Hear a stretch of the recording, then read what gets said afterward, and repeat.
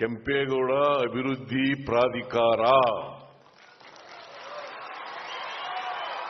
ಮೊದಲನೇ ಬಾರಿಗೆ ಮಾಡಿದ್ದು ಕಾಂಗ್ರೆಸ್ ಸರ್ಕಾರ.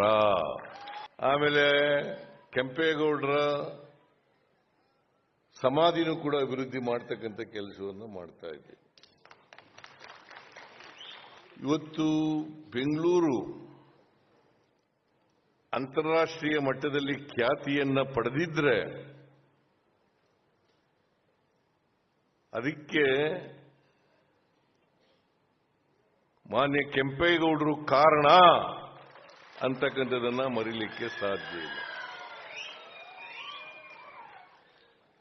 ಇವತ್ತು ಅಂತಾರಾಷ್ಟ್ರೀಯ ಮಟ್ಟದಲ್ಲಿ ಖ್ಯಾತಿಯನ್ನು ಪಡೆದು ಇಡೀ ಭಾರತ ದೇಶದಲ್ಲಿ,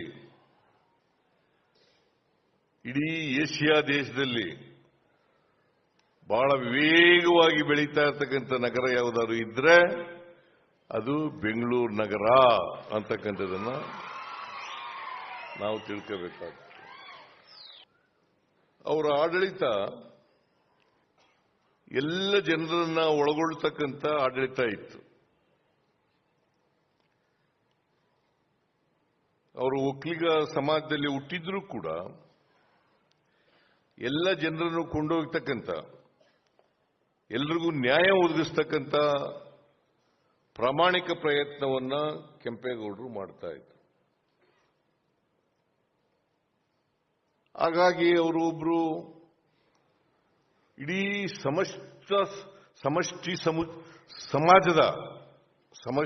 ಸಮಾಜದ ನಾಯಕರಾಗಿದ್ರು ಅಂತ ಹೇಳಿದ್ರೆ ತಪ್ಪಾಗಲಾರದು.